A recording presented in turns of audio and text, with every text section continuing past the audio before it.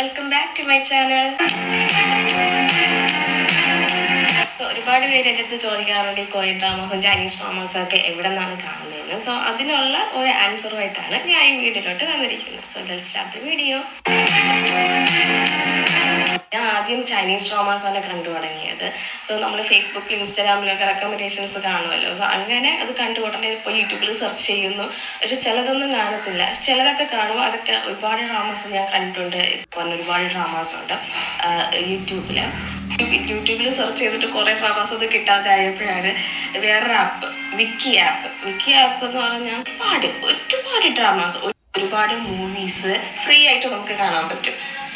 ഇപ്പോൾ ഒരുപാട് Korean dramas നെറ്റ്ഫ്ലിക്സിലുണ്ട്. പക്ഷെ നെറ്റ്ഫ്ലിക്സിൽ എല്ലാം ഫ്രീ അല്ലാന്ന് തോന്നുന്നു. പക്ഷെ അതിന് പകരം ഫ്രീ ആയിട്ടുള്ള വേറെ ആപ്പുണ്ട്, ഏഷ്യാഫ്ലിക്സ്. മിക്ക ആപ്പ് പോലെ തന്നെ ചൈനീസ്, തൈവാനീസ് എല്ലാം നമുക്ക് ഫ്രീ ആയിട്ട് കാണാൻ പറ്റും ഏഷ്യാഫ്ലിക്സിൽ. ഒരു ആപ്പാണ് വ്യൂവിൽ നമുക്ക് ഒരുപാട് ഡ്രാമാസ് കാണാൻ പറ്റും. പക്ഷെ എല്ലാം ഫ്രീ ആയിട്ടല്ല. അടുത്തൊരു ആപ്പാണ് ഡ്രാമ ലൈൻ ആപ്പിൽ നമുക്ക് ഒരുപാട് കൊറിയനും ചൈനീസും കാണാൻ പറ്റും, ഫ്രീ ആയിട്ട് കാണാൻ പറ്റും.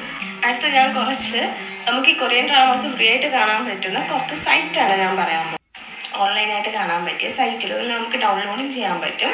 ഡൗൺലോഡ് ചെയ്തും കാണാം, അല്ലാതെ ഓൺലൈനായിട്ടും കാണാൻ പറ്റും. സോ ഇതൊക്കെയാണ് നമുക്ക് ഡ്രാമാസും ഒക്കെ നമുക്ക് കാണാൻ പറ്റിയ സൈറ്റുകൾ.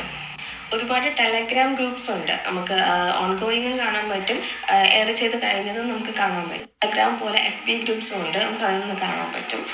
സോ ഈ വീഡിയോ എല്ലാ K-drama ലവേഴ്സിനും യൂസ്ഫുൾ ആണെന്ന് വിചാരിക്കുന്നു. Thank you.